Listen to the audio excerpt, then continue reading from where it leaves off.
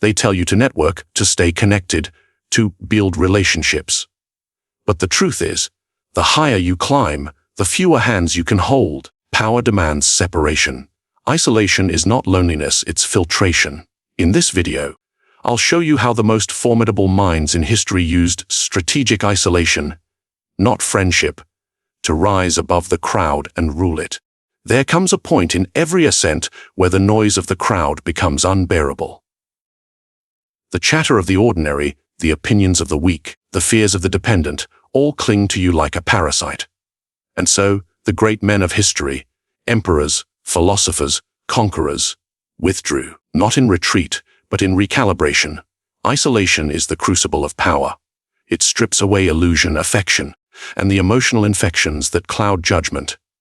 To be feared, to be untouchable, to rule without compromise, one must first learn the art of standing alone. This is not the isolation of the outcast.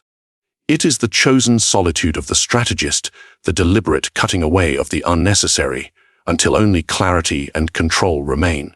You are not running from the world. You are rising above it. There is a moment, subtle yet profound, when power begins its quiet ascent. It is not marked by a grand gesture, nor a declaration of intent, but by silence. The kind of silence that unnerves. That creates distance. That draws curiosity like a blade hidden beneath silk. You speak less, and the world begins to lean closer. The first step of the isolation ladder, the cleansing step, begins not with action, but with withdrawal. Not from people, but from noise. The chatter of the ordinary mind, desperate to be heard, fills the air with weakness. You must learn to starve it. Ask yourself, why do you speak so often? Is it to communicate or to reassure others of your existence? The powerful do not speak to be understood. They speak to command understanding. Silence is not absence. It is preparation, a sharpening of perception, a cleansing of emotional interference that clouds judgment. History rewards those who mastered it.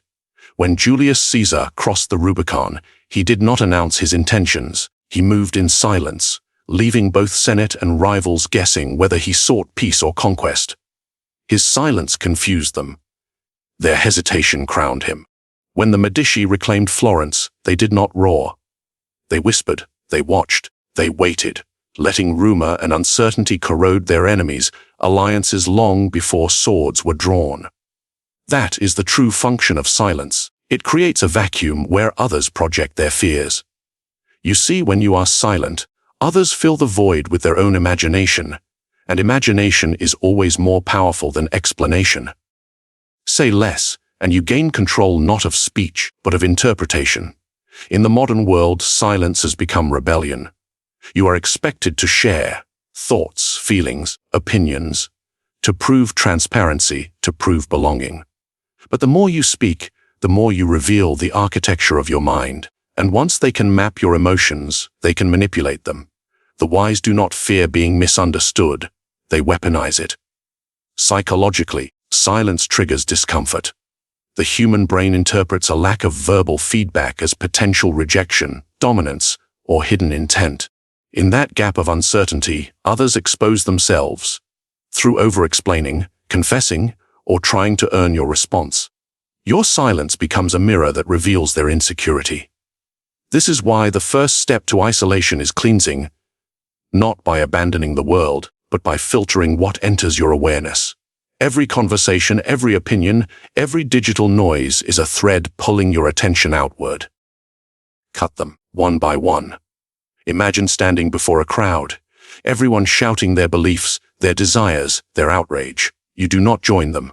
You simply observe. At first, they mock your quiet. Then, they question your motives. Finally, they fear them. That progression is power. Even in personal relations, silence is strategy. When you respond to provocation with stillness, your opponent must battle their own mind. They replay your silence again and again, searching for meaning. They become their own tormentor. You, calm, unreadable, control the frame. There is a reason why great rulers and strategists appeared aloof. It was not arrogance, it was design. The fewer your words, the heavier they fall when finally spoken, each syllable a strike, each pause a warning. Ask yourself, What would happen if you withheld your words for a week? If you let others reveal themselves through their need to fill the quiet, you would begin to see how addicted the masses are to noise and how silence separates you from them. It is not an easy transformation. At first, silence feels like suffocation because your ego feeds on attention. But starve it long enough, and it begins to obey. Then, in that stillness, you begin to see reality with surgical clarity. The cleansing step is about discipline, not detachment. You are not running away from conversation. You are reclaiming control of it. Each moment of silence strengthens your perception and drains their influence. Powerful minds think, then act. Weak minds talk, then doubt. So, remain quiet long enough to hear what others are too loud to notice. The fears behind their words, the desperation behind their laughter, the motives beneath their praise. This is the foundation of strategic isolation. To separate not through walls, but through awareness. To become the stillness that unsettles. And once silence becomes your language, your next step will no longer be about listening. Where it will be about choosing who even deserves to be heard. Power is not built by addition. It is built by subtraction. Every empire that fell did not collapse from external invasion. It decayed from within. Too many advisors. Too much noise disguised as wisdom. And so, the second step on the isolation ladder, the distillation step, demands purification. The deliberate filtering of influence before it corrupts your judgment. You see, the world does not shape you through force. It shapes you through osmosis, through the ideas you absorb unconsciously, the opinions you mistake for your own. The people closest to you are not neutral. They are chemical reactions in the laboratory of your mind. Some refine your will, others dissolve it. Ask yourself, whose thoughts are living inside your head right now? Whose fears, ambitions, or insecurities have infiltrated your decision-making? Most people never pause long enough to ask that question, and so they live as reflections of others' expectations. The great rulers of history were masters of filtration. They surrounded themselves with minds that sharpened, not softened them. Caesar had Agrippa, a weapon, not a friend. Napoleon trusted his own silence more than the loyalty of courtiers. They understood that proximity breeds contamination.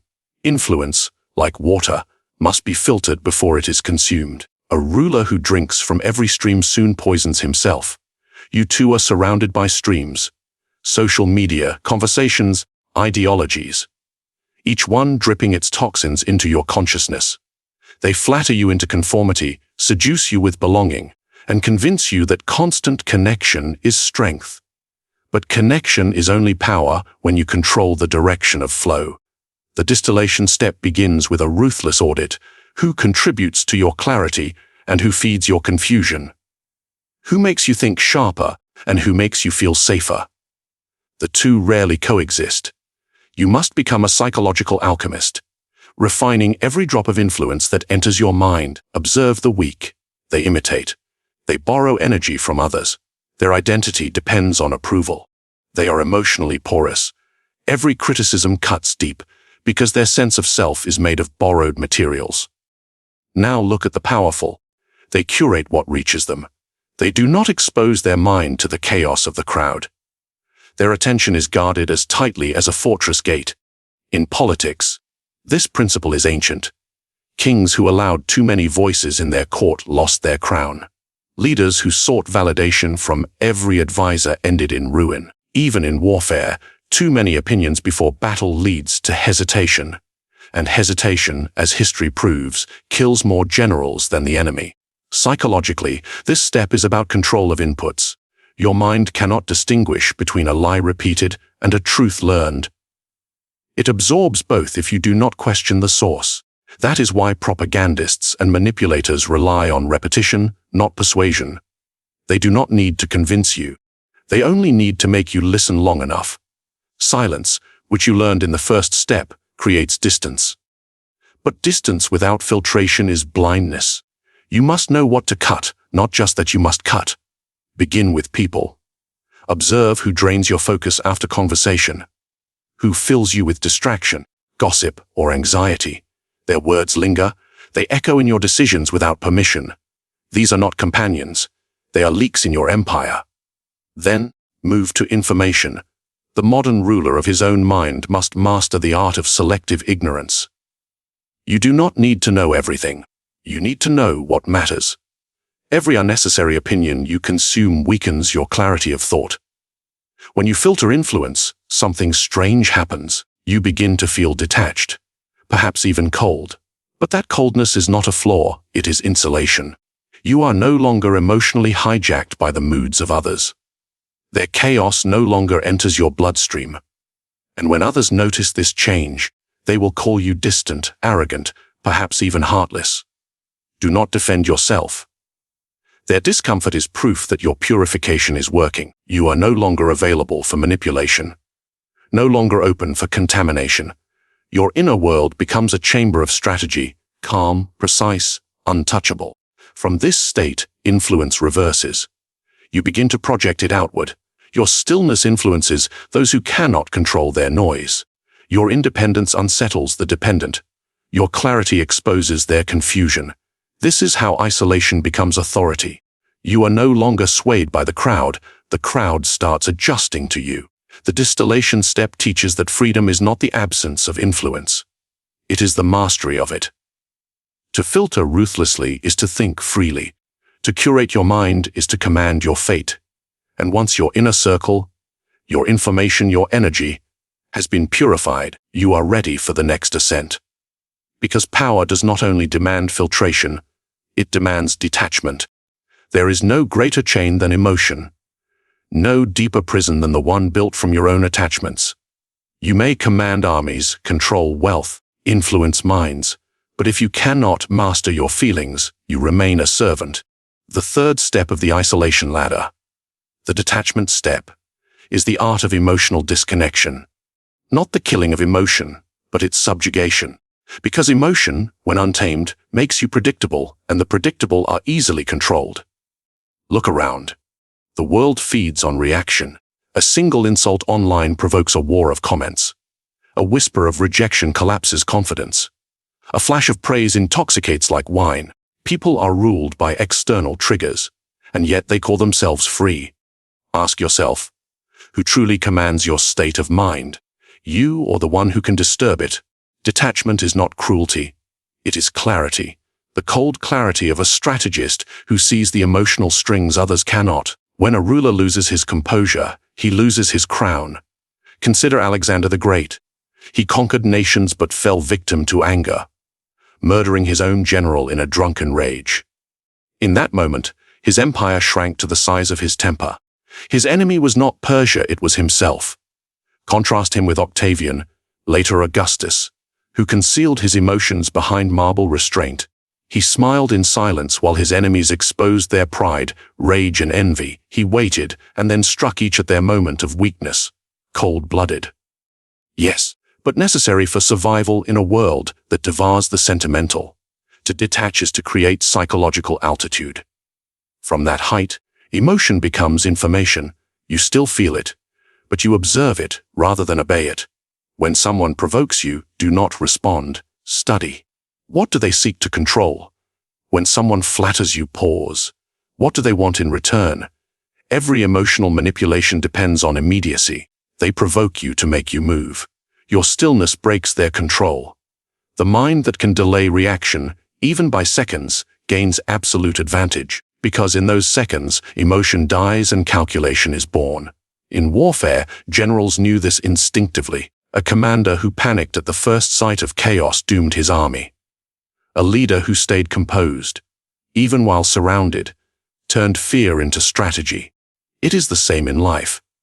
People think power is built through aggression or dominance. But true power comes from emotional immunity. When you no longer need to respond, you cannot be provoked. When you cannot be provoked, you become untouchable. But detachment does not mean indifference. It means controlled engagement. You use emotion as a mask, showing just enough to influence others while keeping your real state hidden. The most dangerous rulers were not emotionless. They were actors. They displayed anger to intimidate, pity to manipulate, compassion to disarm. Their hearts were stagecraft, their real thoughts lived behind the curtain. This is emotional manipulation elevated to art, the ability to feel strategically. You must train this like a discipline. Start with observation. Notice the surge of emotion, the heat in the chest, the rush of reaction. Then, delay it. Let the feeling exist without expression. Each delay builds endurance. Each restraint hardens your composure. People will call you cold. Let them. They confuse warmth with weakness because they have never known control. Their emotions leak from every gesture. Their moods are open secrets. They live exposed. Your detachment unsettles them because it reveals their dependency. When you remain calm, they lose their power to affect you, and that loss enrages them. They will call you heartless, manipulative, detached, and in doing so, they reveal exactly what controls them. Emotion is the currency of manipulation. Spend it only when it profits you. Even in love or friendship, control remains essential. To love without dependence, to care without surrender, that is mastery. You may give affection, but never authority. The moment someone can dictate your peace, you have forfeited it. Psychologically, detachment rewires your self-worth. It no longer comes from validation or reaction, but from inner stability. From the quiet knowledge that no one, not even those closest to you, can shake your center. That is when people begin to fear you, not because you threaten them, but because they cannot move you. And the immovable are always feared. Detach not to escape emotion, but to command it. Your emotions are soldiers. They obey or they rebel. Discipline them. Direct them. Let them serve your ambition, not sabotage it. Because in a world where everyone reacts, the one who remains composed commands the storm, and when you have learned to feel without falling, to appear passionate while staying untouched, you are ready for the next step on the ladder.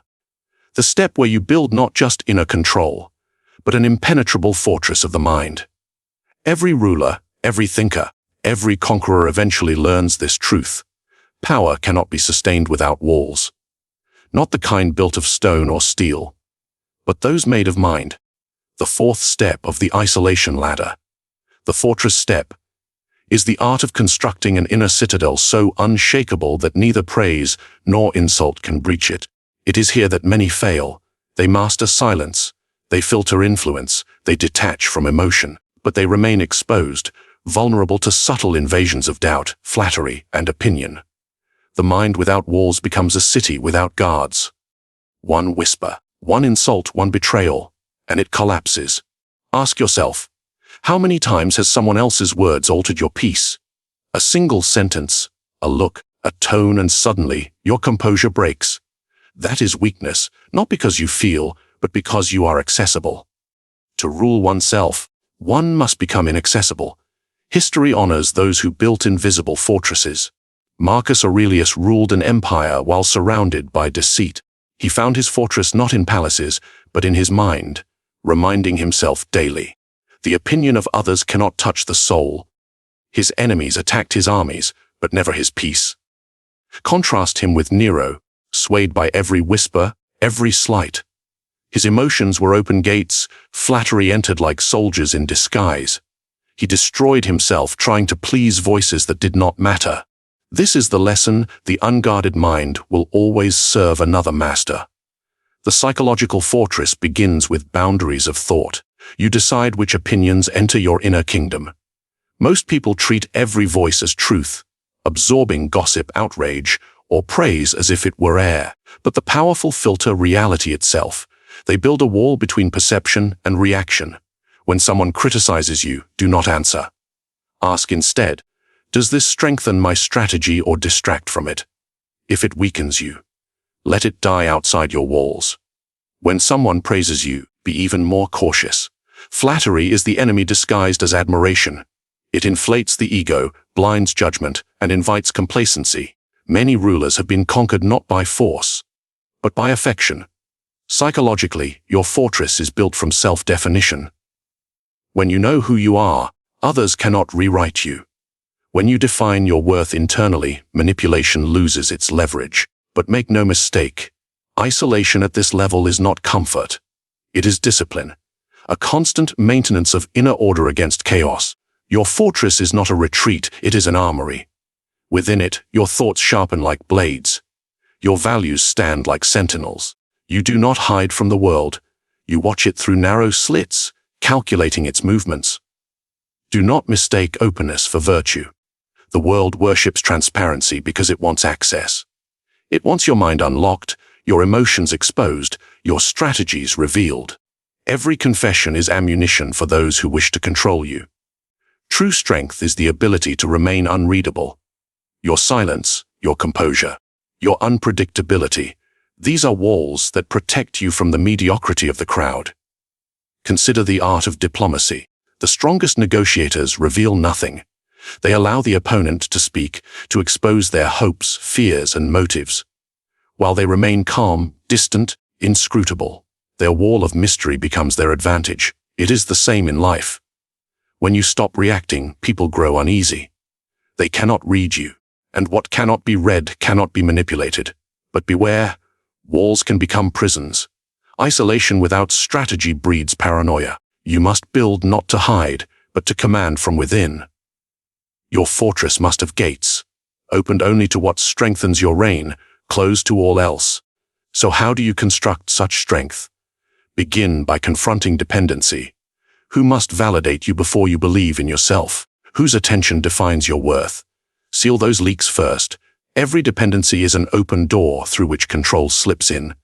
Then, practice solitude, not to escape, but to reinforce. Spend time within your own thoughts until their voice outweighs all others. When solitude no longer feels like silence, but like command, your fortress is rising. You will know it's complete when chaos no longer shakes you, when insults amuse you, when praise feels irrelevant, when your calm becomes a weapon sharper than anger. This is the apex of isolation, not loneliness, but sovereignty, a mental kingdom guarded by the walls of discipline and clarity. Those who cannot enter will call you distant. Those who understand will call you dangerous.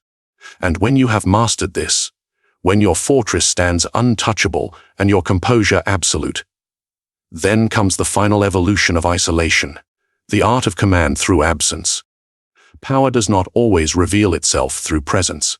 Sometimes it dominates through absence. The fifth and final step of the isolation ladder, the ascension step, is where solitude becomes supremacy. It is where you stop chasing attention and begin controlling it. At this level, you no longer need to speak, explain, or appear. Your silence carries weight. Your distance breeds fear, and your absence becomes a strategy more potent than your presence ever was.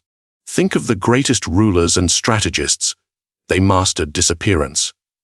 When Caesar withheld his intentions, Rome trembled. When Kublai Khan vanished from the public eye before a major campaign, his silence filled his enemies with unease. Rumors grew, and fear did the work of armies. Even modern leaders use disappearance as a weapon, stepping back so that others project power upon them, inventing myths that serve their advantage. Ask yourself, why do you feel the need to always be seen? Because visibility feels like existence. Constant visibility kills mystique, and without mystique, influence dies. The powerful are rarely available. They appear by choice, not by demand. They understand that scarcity amplifies value. You must become scarce in a world addicted to noise. Every message you ignore, every appearance you withhold, every conversation you choose not to have, all of it increases your gravity. The less accessible you are, the more others fight for access. Absence turns your silence into a throne. Psychologically, this step weaponizes curiosity. Human beings fear the unknown more than the known. When they cannot predict you, they imagine you as greater, colder, more dangerous than you might even be. Your absence becomes a mirror in which others project their own weakness. This is why detachment and the fortress had to come first. Only from within that mental fortress can absence be used as command. Because to withdraw too early, without strength, is to vanish in obscurity. But once your foundation is built, withdrawal becomes power. Think of it like this. A flame burns bright when surrounded by darkness. But if you light every corner, the eye no longer knows where to look. Presence is power only when it is measured. Leonardo da Vinci understood this. He worked in silence, disappearing for months, leaving patrons guessing. His unfinished works became more discussed than completed ones. His absence created anticipation, attention more valuable than attention. In leadership, the same law applies. When a ruler is constantly among the people, he becomes familiar, and familiarity breeds contempt. But when he withdraws, speaks rarely, appears unpredictably, his image becomes myth. His absence keeps loyalty alive through uncertainty. You must learn to create this dynamic in your own life. Withdraw from those who expect your presence. Let them feel your silence. Let their curiosity turn into respect or fear. Both serve power equally well. The greatest mistake of the modern mind is availability. The powerful have no schedule. Others wait for them. The weak respond instantly, desperate to prove importance. Do not be so eager to be reachable. Every delayed response is a reminder of your value. Emotionally, commanding through absence means mastering the psychology of withdrawal. When you walk away, you create imbalance. People rush to fill the void you leave. They talk, rationalize, even betray themselves, all to regain your attention. Your silence becomes a test that reveals their loyalty, their weakness, their true motives. This is how isolation transforms into command. You become the axis around which others revolve. Even when you are not there, you no longer chase influence, you radiate it. Understand this: presence is energy consuming, absence multiplies it. Each time you withdraw strategically, your image grows in the imagination of others. You become less a person and more a force. But there is a danger here. Disappearance without mastery becomes oblivion. To vanish effectively, you must leave behind symbols, deeds, words, or gestures that echo in your absence. Caesar left legions loyal to his name. Philosophers leave ideas. You must leave impact, something that speaks for you while you remain silent. This is the apex of isolation, to no longer participate in the noise of the crowd, yet have the crowd revolve around your shadow. To act without appearing, to rule without touching. The weak seek attention, the powerful create anticipation, command through absence. Let your silence speak, your distance provoke, your mystery manipulate. When your name alone shapes behavior, you have ascended beyond influence. You have become an idea, and that is the highest form of power. Because ideas never have to be present to rule. They rule precisely because they cannot be touched. You began this climb by learning to isolate from the world. Now you stand above it. The ladder of isolation is complete. But remember, the higher you rise, the colder the air becomes. Can you breathe there? Can you endure the altitude of power, where even admiration feels like a threat? Power is never taken by force alone. It is invited in. Through perception, through influence, through control so subtle that the controlled believe it their own will. The highest mastery is not domination, but direction. You do not push people, you tilt them. Guide their choices while they believe they are choosing freely. That is how empires are built, in silence. Not with chains, but with suggestion. Remember this: the invisible hand always commands the visible stage. Control unseen, and you become untouchable. Reveal your methods, and your power dissolves. Ask yourself, do you want to be liked or obeyed? Do you wish to impress the world or quietly bend it? If you understand the difference, you already stand above most. Now, your move begins. Comment your thoughts below. Let me see how far your mind has climbed. Subscribe for more Machiavellian psychology. And share this video, so others may think they're learning to protect themselves, while you learn to control them.